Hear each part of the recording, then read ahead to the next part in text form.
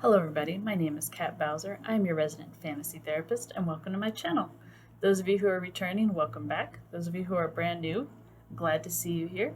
My name is Kat Bowser. I'm a licensed therapist, but I am also an author working on my first novel. So on my channel, I like to talk about what I consider the key of writing, which is the psychology of the characters. So you will see me go into various different topics.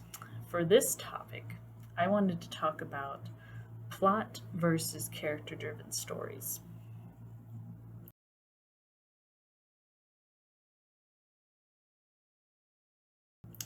So, first off, what is the difference between these two?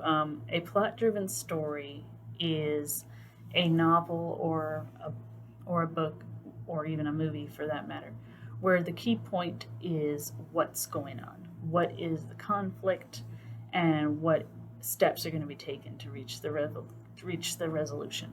So this is essentially, I'd almost call it kind of like what's the word I'm looking for? A road trip type story where you go from place to place to place, and the emphasis is on the locations, what happens, things like that. A character driven story, on the other hand, while there is a plot, the key focus is on the characters and their reactions to it and their ways of dealing and coping with it. As a general rule, stories are usually one or the other. Occasionally, you can get some that are kind of half and half. I don't really see a lot of those. Usually, one or the other tends to take over. So, for this video, I wanted to touch on why I think character-driven stories are the better ones. Now, is that to say that there are no good plot-driven stories? Absolutely not.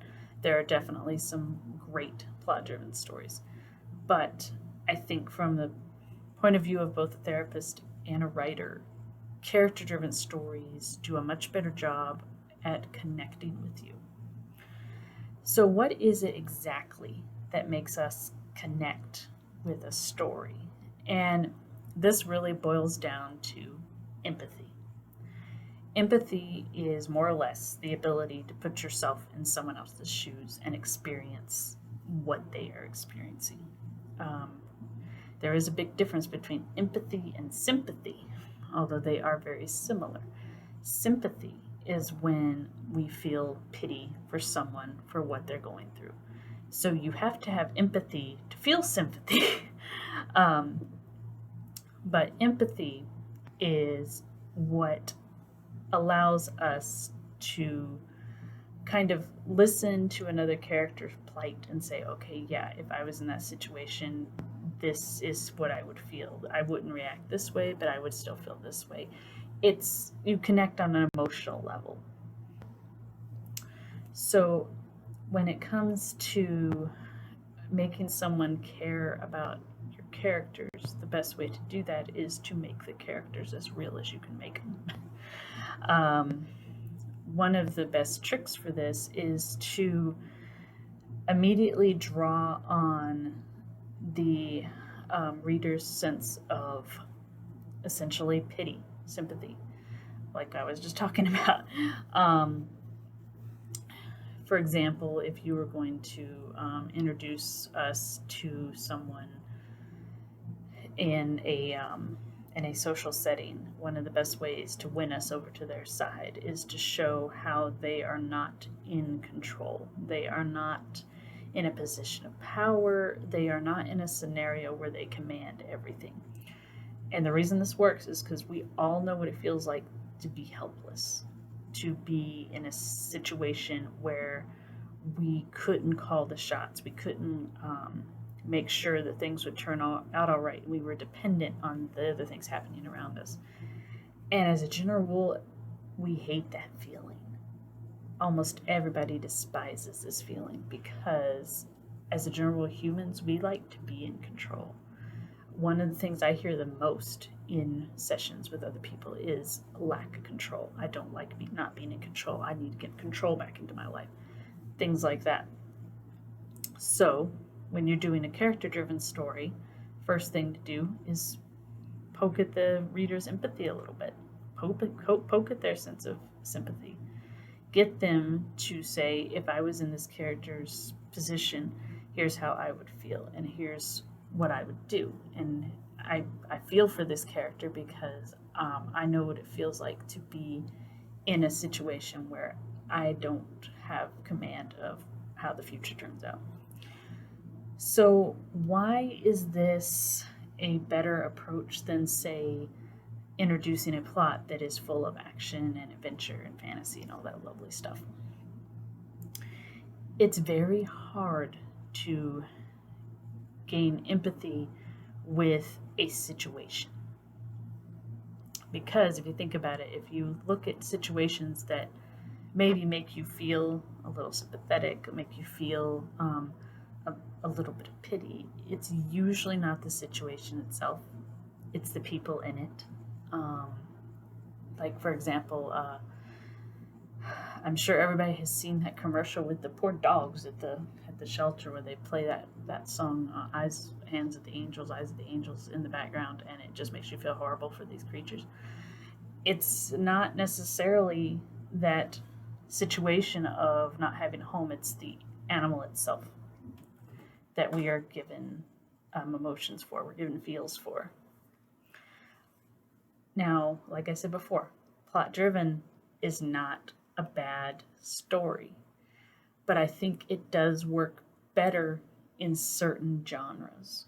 Um, I think, particularly in contemporary, plot driven can work very well because it's easier when it's a situation that we may or may not find ourselves in. So, if the plot is someone trying to make their way through their first year of college and their parents suddenly cut them off from their finances, okay, most people have, if they've not been in that scenario, they know the fear associated with that scenario, so that can get empathy.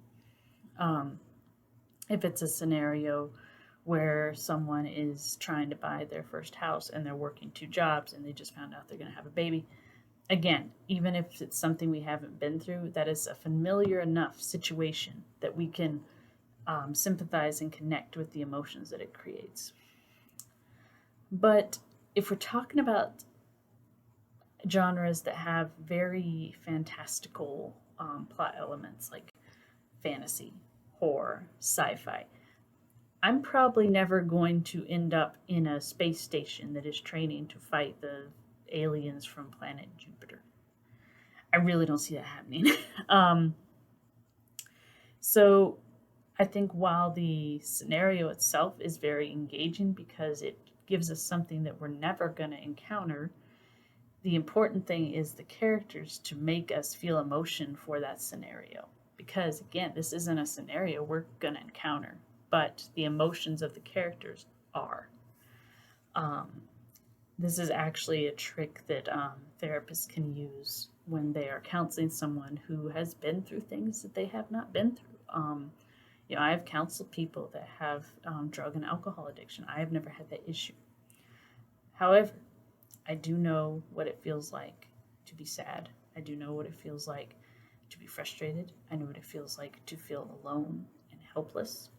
And that is what we make the connection on, is emotion. Emotion is the rawest human connection that there is. And that is why I think character driven stories typically work a lot better because you're connecting on the basest of levels with each other. And when you do that, I'm engaged. I want to know what happens to these characters. Um, One thing that I tend to really implore people to think about, if your characters aren't strong, it really doesn't matter what your plot is. If you have interesting characters, I will follow them to the DMV. I will listen to them jabber about politics. I will walk with them to school every day and hear them complain about how boring and monotone the teacher is. But if you have an intriguing plot, but I'm not interested in the characters taking me along the journey, I don't care what happens. And that is the worst thing that can happen in a story, is to have your reader not care. So, my advice to people is to always remember this little mantra.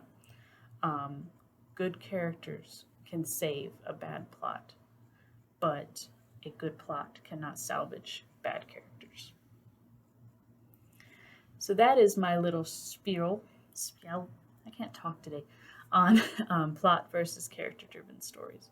And again, like I said, nothing wrong with a plot driven story, nothing wrong with a character driven story, but this is my take on why I think character driven is much stronger. So, as always, everyone, if you guys enjoyed this, please let me know. I always love reading comments or suggestions. You can also follow me on social media.